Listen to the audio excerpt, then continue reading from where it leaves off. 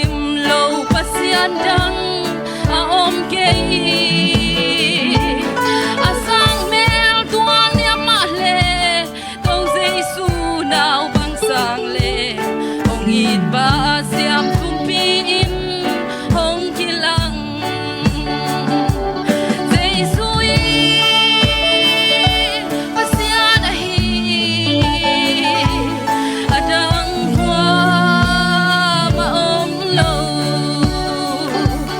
pasapele nunung ben bang len na kem pe wol pa pasian mi bang in hong suwa amin in Zeisu hi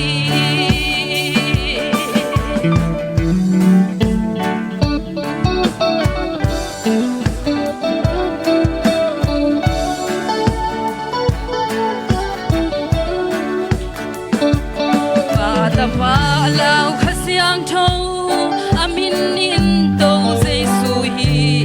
min thana to ahong pai ik dinga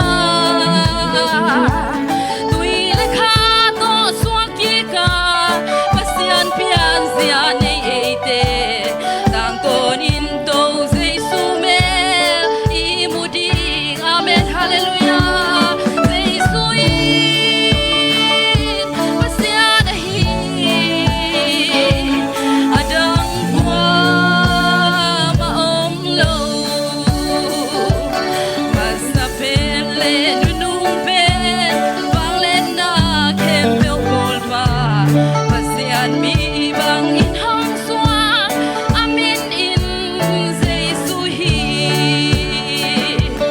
min Zeisu amule to tumpa apu ahi ama sim lo pasian dang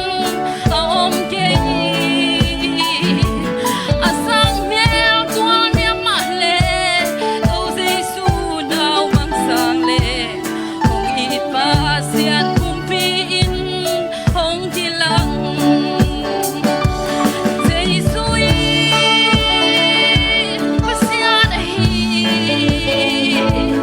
adang kwa maom lo masapele nunung ben bang len na kem pe wol pa pasian mi bang in hong suwa amin in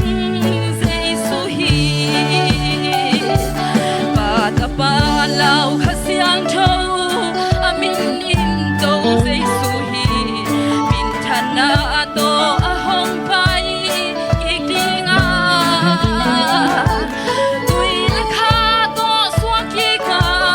pasian pian sia nei eite tang ton in to Zeisu mel imudi amen